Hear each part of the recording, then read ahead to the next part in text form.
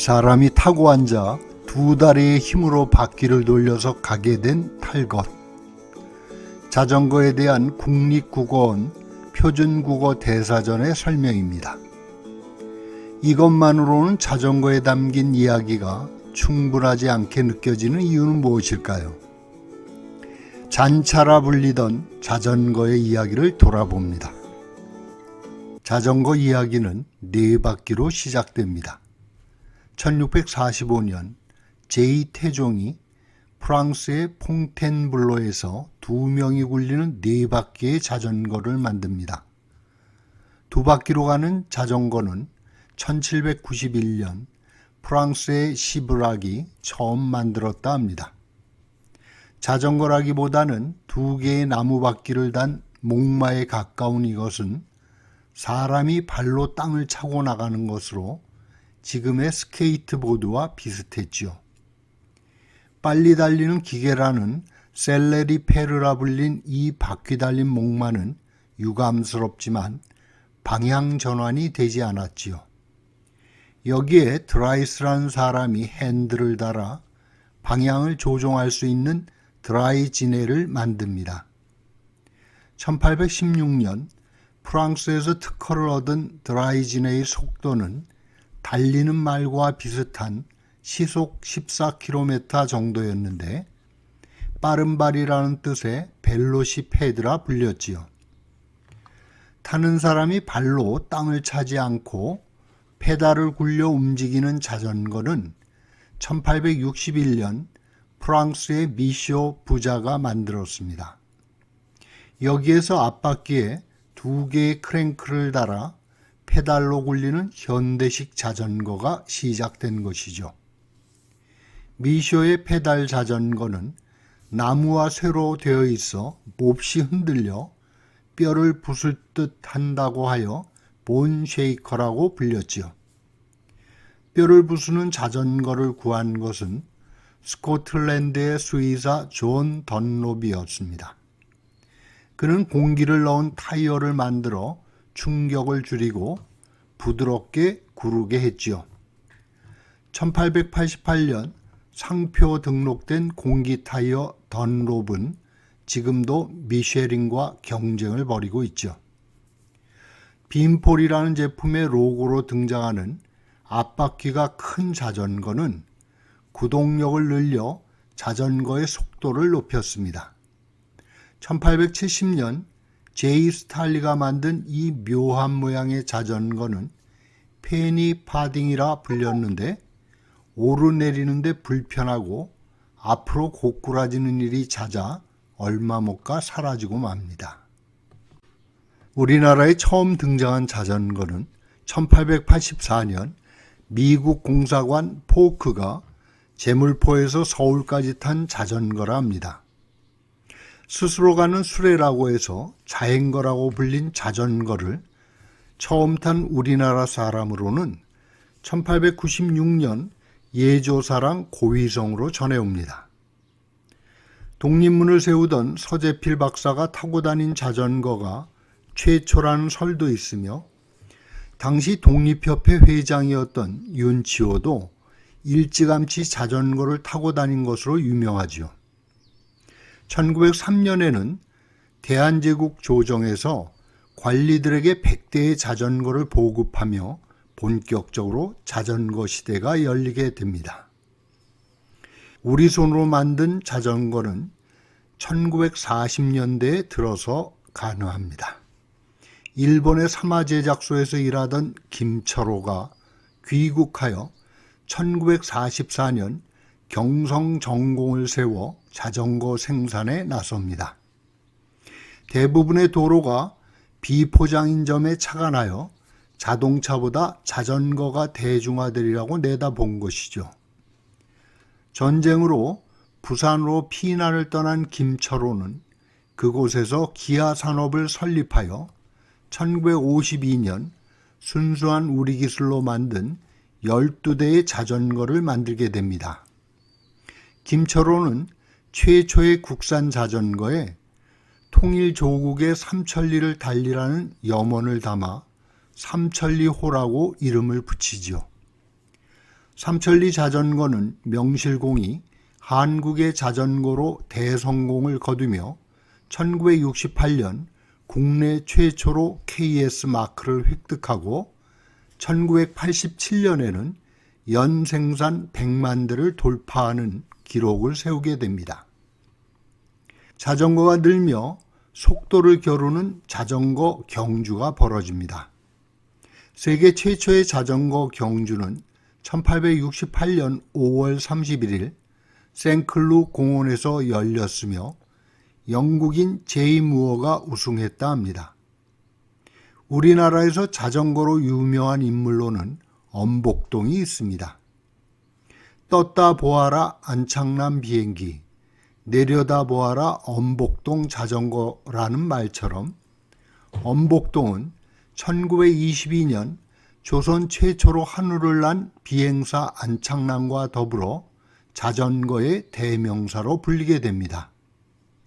1913년 4월 서울 용산 연병장에서 열린 전 조선 자전차 경기대회에서 우승한 엄복동은 1920년 경성시민운동대회, 1925년 조선팔도 전국 자전거대회, 이후 조일 인류 선수권대회, 조선 인류 선두책임 경주대회, 인류 20바퀴 경주 등에서 일본 선수들을 물리치고 승리를 거두며 일제의 나라를 빼앗긴 조선민족의 서름을 달래주었지요.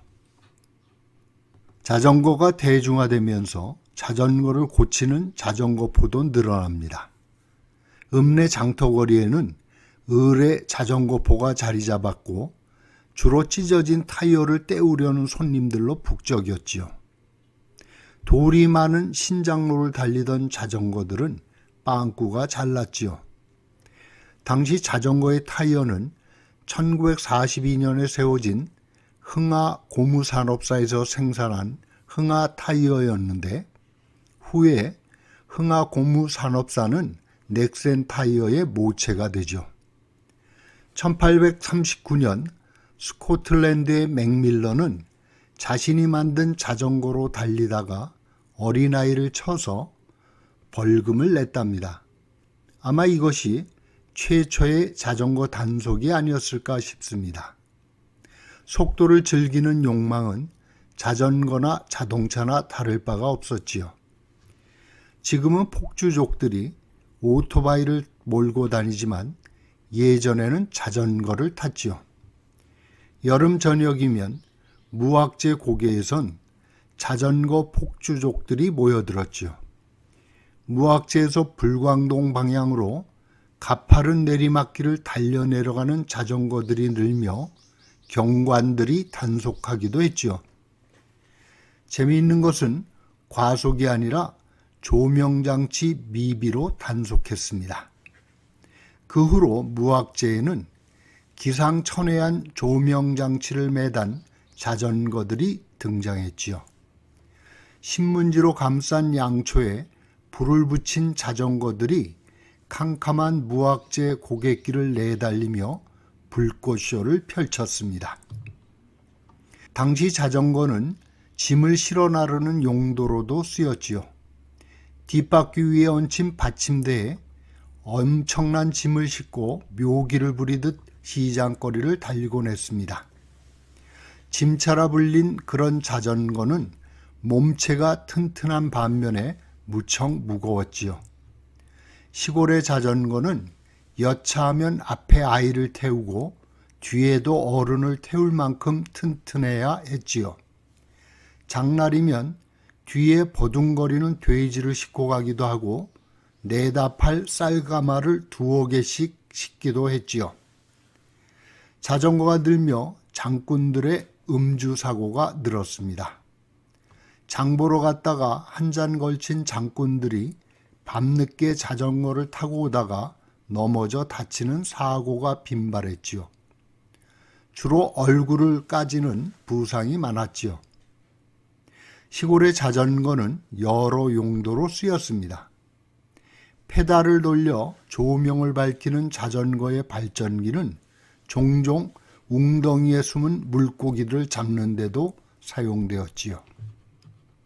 나는 자전거를 시골에서 짐차로 배웠습니다. 다리가 짧아 누군가 뒤에서 잡아주어야 올라탈 수 있는 짐차는 조금만 기울어져도 바로 세울 수가 없이 쓰러졌지요. 무릎이 수없이 까지면서 겨우 익힌 자전거를 타고 신장로를 가다가 버스나 트럭이 마주오면 길가의 논두렁으로 자전거와 함께 넘어져야 했지요.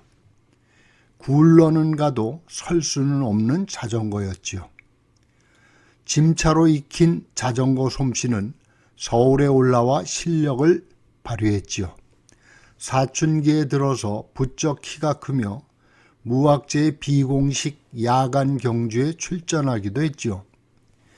바람을 일으키며 즐기던 자전거는 어느 날 지나가던 아이가 손잡이에 이마가 찢기는 사고를 내며 종료되고 말았습니다. 짐차와 달리 가볍고 날렵하게 생긴 신사용 자전거가 있었고 장바구니가 달린 여성용 자전거도 있었죠. 신사용 자전거는 태엽식에 따르릉거리는 경적이 아니라 건전지를 어울리는 경적이었는데 종종 누군가의 손을 타서 사라지곤 했습니다. 자전거 도둑은 자전거와 함께 태어난 듯합니다. 1948년 이탈리아의 비토리오 데 시카 감독이 만든 영화 자전거 도둑을 비롯하여 박완서 소설가와 김소진 소설가가 쓴 동명의 소설도 있습니다. 대개는 불우하고 가난한 환경에서 벌어지는 자전거 도난 사건이 중심이지만 경제적으로 전보다 풍요로워진 요즘도 자전거 도둑은 끊이질 않습니다. 카페에 탁자에 놓아둔 노트북은 온전하지만 아파트 입구에 세우던 자전거는 수시로 사라집니다. 이것을 어떻게 설명해야 할까요? 한때 망국의 슬픔을 달래주던 민족 자전거 선수 엄복동을 둘러싸고도 자전거 도둑 이야기가 따라붙습니다. 한 번도 아니고 상습적으로 자전거를 훔쳤다는 이야기를 어떻게 받아들여야 할까요? 차마 그 진위를 살펴보고 싶지도 않아 그냥 덮어두고 말았습니다. 온 국민에 발휘되었던 자전거는 오토바이와 자동차에 밀려 사라졌습니다. 1970년대 석유 파동이 일어나며 다시 등장한 자전거는 환경과 슬로우 라이프에 사회적 관심이 모아지며 되살아났습니다.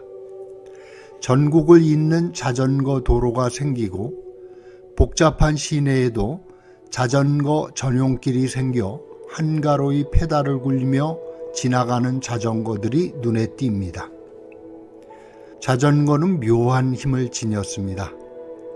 어떤 곳이라도 자전거가 등장하면 분위기가 평화롭게 바뀝니다. 심지어 문 앞에 가만히 세워진 자전거도 한가롭고 평온함을 느끼게 합니다. 급기야 2001년에는 자전거 탄 풍경이라는 가수들까지 등장합니다.